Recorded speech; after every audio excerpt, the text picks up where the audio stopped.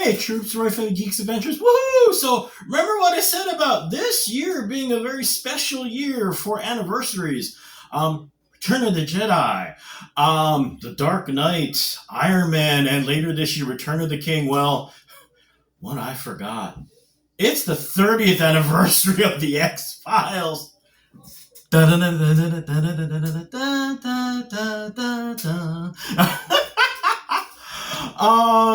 I remember in '93, and it just got out of college, broke with a whole bunch of friends of mine, living together and stuff. And I remember, this is when TV Guide was a big deal. So pre-internet, I actually had to buy the TV Guide, and I was into checking the previews and junk. And they talked about the X Files. There's this thing coming out on Friday nights. Looks kind of interesting, if it'll last. Because at the time, Friday night was notorious for being a graveyard. Get it? X Files graveyard. Yeah, it's a bad joke. I don't care. But it looked kind of cool, so I started watching. And it was one of those things too, where it's like, this is kind of cool. And ended up talking to buddies of mine, and they're all like, "Yeah, isn't that cool? So cool!" And it was so fun because it became a ritual for us. Friday night, get some Chinese food, get some takeout, watch the X Files. It was so fun. Oh my lord! And it's fun because now looking back, and I still remember, like I said, X TV Guy going, we'll see if it lasts, because at the time, genre shows, remember Battlestar Galactica, Star Trek, longevity, or at least very questionable, and you got some. At that point, fortunately, the door was being kicked open in the next gen. Quantum leaps little by little. And turns out the X Files. It's fun to see what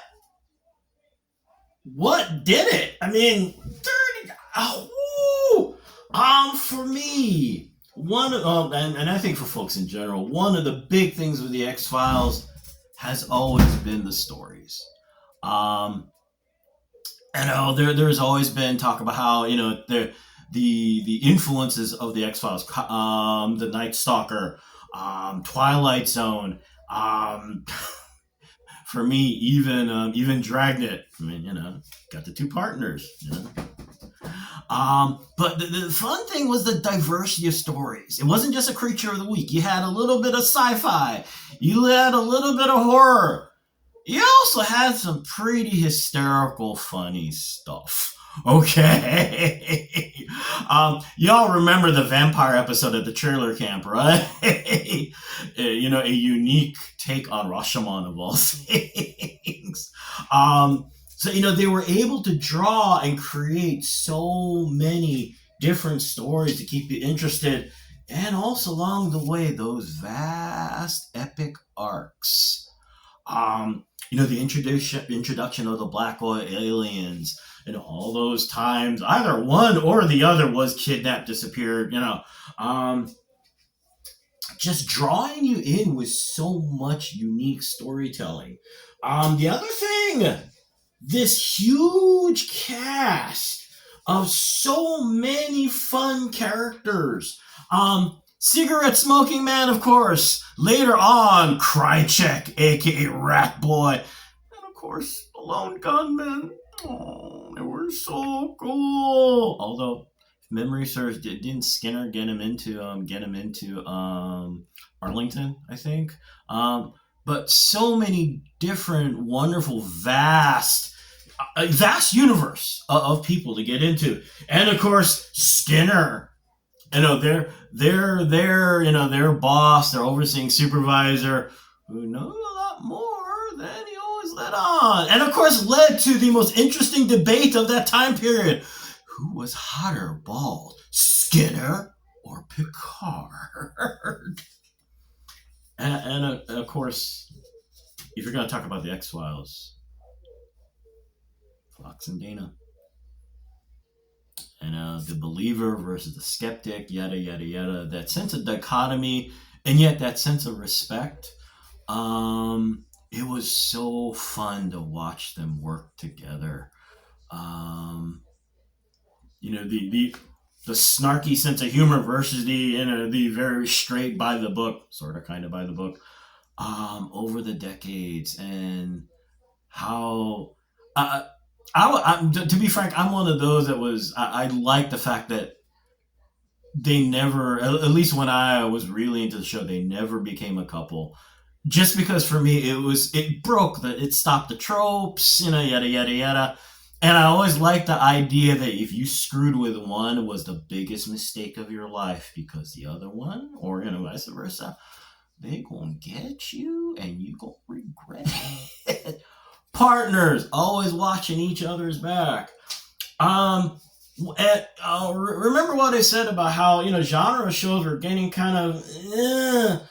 One of the biggest things actually with the show was the fact that come award season, they got lots of props.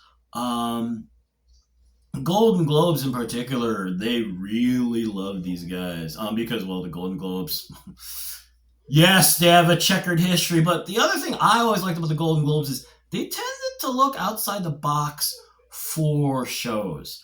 Numerous acting awards, and for 3 years, Best Drama paved the way for Game of Thrones, and Game of Thrones was kicking butt at the Emmys and come award night as well. As far as favorite episodes, it's a lot of years, but there were some that just kind of grab hold. For me, of course, Musings of the Cigarette Smoking Man. You get a little bit of backstory about the guy, where he came from, and one of the most fun moments for me, he's having a meeting with some of his subordinates, and it was actually a really kind of humanizing. You get to see more depth in the character moment too, because it's that first official meeting, and he gives them, I think, it was Christmas gifts. He gives them ties, and they're all like, "Oh, thank you," and they didn't, because he was a cigarette smoking man. Always straight. And you get this little kind of behind the curtain moment. And the other funny thing is during that meeting, he goes, "As long as I'm in charge of this, the Buffalo Bills are never gonna win the Super Bowl." And you know what? That would explain a lot.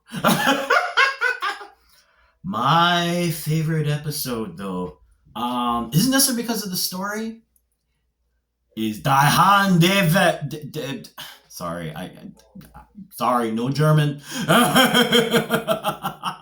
Memory serves, the translation is, was it the serpent that bites the hand or wounds the hand? And you're wondering, okay, and do a quick Google search. It's one of those offbeat, funky episodes. I love the opening, because what it starts with is it's all black screen, and you see a door frame illuminated from behind. You got backlighting, and you hear people chatting, and it's the usual kind of generic, mundane chat you get during a school board meeting. Doing this and that, and fundraising, and then at the end of it, like, okay, it's time to do the invocation, and it's like, all right, what are you guys gonna do? And then all of a sudden, you hear like the satanic spell thing, and you see the little glow of light get red and ominous really fast. In typical X-Files fashion, what they did best. When I was talking about stories, yes, the tropes are fun. There's a reason they're tropes, because they work. But you took that trope, you threw it into a ninja blender, you added all sorts of junk, and you set it to a warp core, and you go to warp 25. In the story, you discover that this is the school board. This whole school district's been living a charmed life, and then all of a sudden the kids start dying, and it's like, oh, and of course some weird stuff's coming on that implies maybe there's a cult involved or something. So of course you got to bring them in, because Skinner's like, look, what you do. And they discover that well, the school board thought, we need a little boost. How bad can it be to do this thing? It'll help. Come on. This stuff isn't real, right? A little extra spice to things to help encourage things and make things better. But you know what? Remembering Doctor Strange, put the warnings in the front. School board forgot that the warnings should be taken seriously. No, and you're still going, okay, yeah, sounds like a very creepy story. What's the big deal?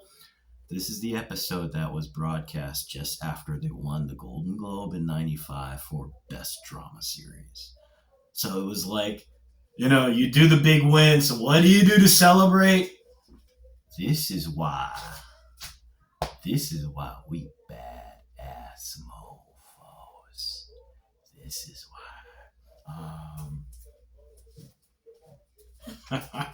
Oh, 2 other episodes, and I really did want to mention them actually. First-person shooter, again, you're taking advantage of the tropes at this point. A first-person shooter game goes kind of wild. So of course, the guys go in to try to figure out what's going on. Who saves them? Dana.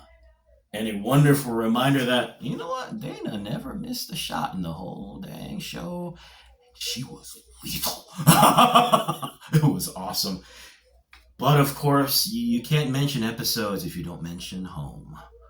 I imagine at this point, it's still kind of a legend, the show that everyone watched and went, oh my God, what the hell? Please correct me if I'm wrong in the comments. It's still only been shown once, right? Because that was, people were just freaked out.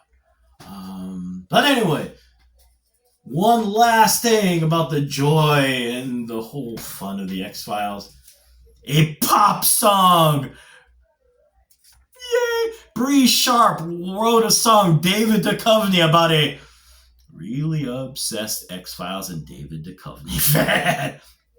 Do a Google search, do a YouTube search. It's a fun song. It's a very poppy, bouncy song. It is incredibly cool.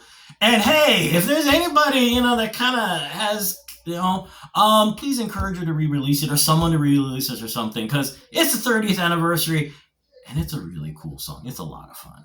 So there you go. It was funny doing this because, this all started because I saw, my Facebook feed, the umpteenth thing from it. I think it was Empire Magazine, but, hey, it's the 30th anniversary, and I'm looking at this, and I'm like, dang, it's been 30 years, and, that's a lot of stuff. And it was a very fun show, and it's still cool as all hell. So anyway, I'm going to go because it's a Sunday and there's still lots of stuff to do and whatnot. And I'm already at almost 15 minutes. So you guys are getting bored. Anyway, hey, y'all take care. May the force be with you. May the odds be in your favor, especially if you're watching college football right now. And actually pro football, actually. Go Orange! Yeah, go Syracuse Orange! 3-0, baby! I know, they beat 2 other much smaller schools and finally beat a real school in Purdue. But hey, I'll take any win where we can get, all right, folks? Anyway, y'all take care. And as always, most importantly, be good to each other, okay, peeps? Peace. Bye.